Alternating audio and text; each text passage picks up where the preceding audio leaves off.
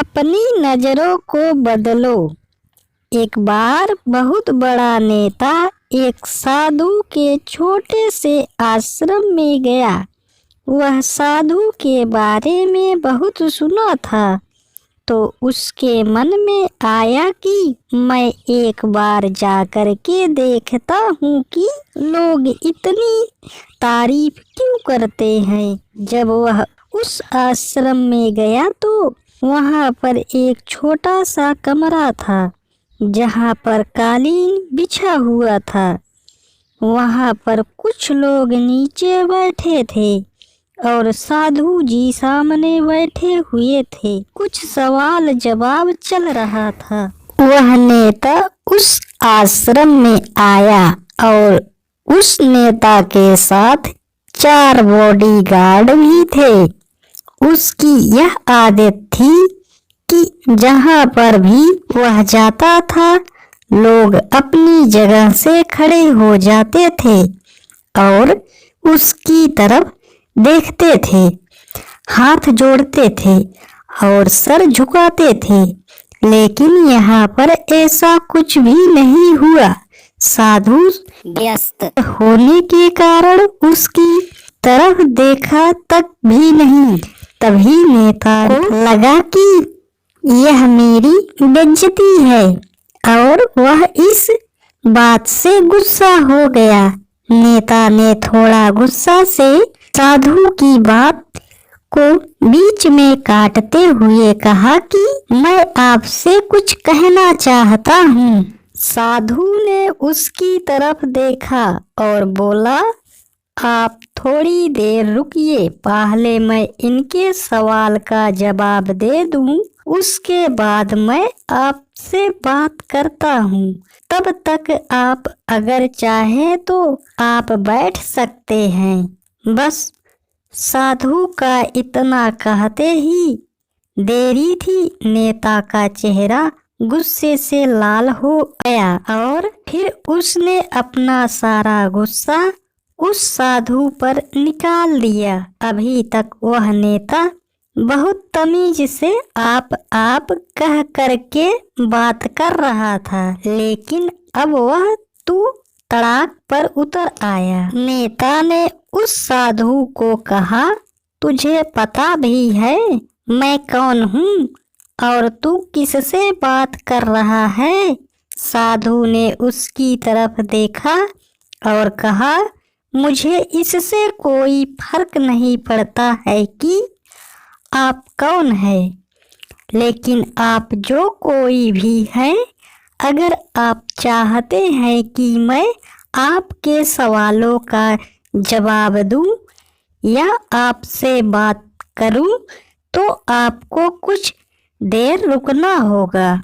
और साधु की यह कहते हैं नेता गुस्से से पागल हो गया और वहीं सबके सामने चीखने चिल्लाने लग गया, अब मैं तुझे तेरी असली औकात दिखाऊंगा। तूने मुझसे पंगा लेकर के ठीक नहीं किया। तुझे पता भी है मैं तेरे बारे में क्या सोचता हूँ। साधु ने फिर से नेता की तरफ देखा और बड़े ही प्रेम से कहा कि मुझे इससे कोई फर्क नहीं पड़ता है कि आप मेरे बारे में क्या सोचते हैं। आप जो चाहे वह मेरे बारे में सोच सकते हैं। फिर नेता ने उससे कहा कि तू चाहे सुनना चाहता है या नहीं, लेकिन मैं तुझे यही सबके सामने बताऊंगा कि मैं तेरे बारे में क्या सोचता हूँ। तू कोई साधु नहीं है, तू एक बहुत ही घटिया इंसान है।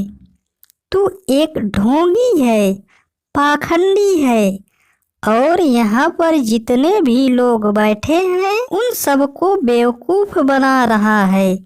तेरा बस एक ही मकसद है, इन लोगों की जेब में जितना भी पैसा है वह सब तेरे पास में आ जाए। तू अपने फायदे के लिए इन लोगों का इस्तेमाल कर रहा है और अब मैं तुझे नहीं छोड़ने वाला हूँ।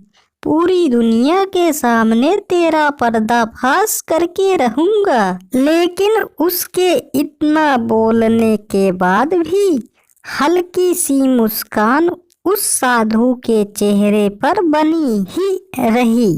यह देखकर वह और भी तिलमिला गया और उसने कहा, अब बहुत हो गया, अब मैं यहाँ 1 मिनट भी नहीं रुकने वाला। लेकिन अभी भी तेरे पास मौका है।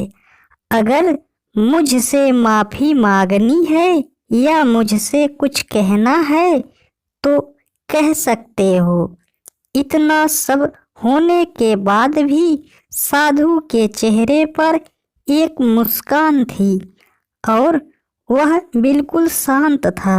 और फिर उन्होंने अपनी आंखें बंद कर ली और फिर साधु ने अपनी आंखें खोली, हाथ जोड़े और कहा कि मुझे आपसे कोई गिला शिकवा नहीं है। आपके लिए मेरे मन में कोई भी गलत ख्याल नहीं है।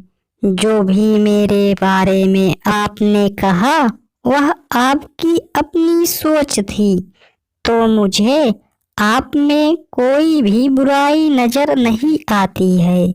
मुझे आप बहुत ही भले इंसान लग रहे हैं। और साधु के इतना कहते ही नेताजी का दिमाग 7वें आसमान पर पहुंच गया। उसके चेहरे पर एक अजीब सी खुशी थी, क्योंकि उस साधु ने वही कहा जो बाकी सब लोग उस नेता को कहते हैं। और वह खुशी खुशी उस आश्रम से अपने घर की तरफ चला गया और जा कर के अपने पिताजी के साथ में बैठ गया। उसके पिताजी ध्यान में थे। उन्होंने पूरी जिंदगी सिर्फ लोगों की सेवा करी और बदले में कुछ भी उम्मीद नहीं किया। तो थोड़ी देर बाद जब साधु उन्होंने अपनी आंखें खोली और देखा अपने बेटे को अपने साथ बैठे हुए, तो उनके बेटे के चेहरे पर आज एक अजीब सी खुशी थी। तो आज से पहले उन्होंने कभी नहीं देखी थी। फिर उसने एक एक करके सब कुछ बताया कि आज क्या हुआ, किस तरह से वह आश्रम गया और फिर वहाँ पर क्या क्या हुआ, उसने क्या कहा और साधु जी ने क्या कहा।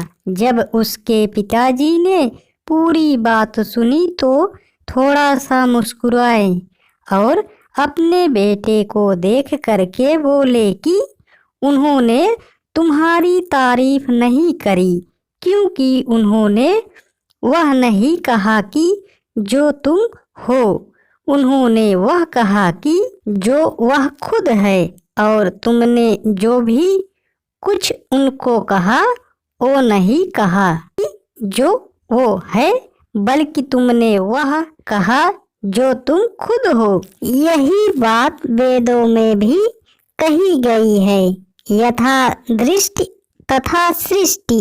यह दुनिया तुम्हें वैसे नहीं दिखती जैसे यह दुनिया है, यह दुनिया वैसे दिखती है तुम्हें जैसे तुम खुद को जिनकी नजर जैसी है उसके लिए यह दुनिया वैसे ही है। तो अगर तुम अपनी दुनिया को बदलना चाहते हो तो उसका सिर्फ एक तरीका है, अपनी नज़र को बदलो। धन्यवाद दोस्तों। आपको स्टोरी कैसी लगी कमेंट बॉक्स में ज़रूर बताएं और चैनल पे पहली बार आए हो तो चैनल को सब्सक्राइब कीजिए और वीडियो को लाइक कीजिए। मिलते हैं फिर किसी नए स्टोरी में।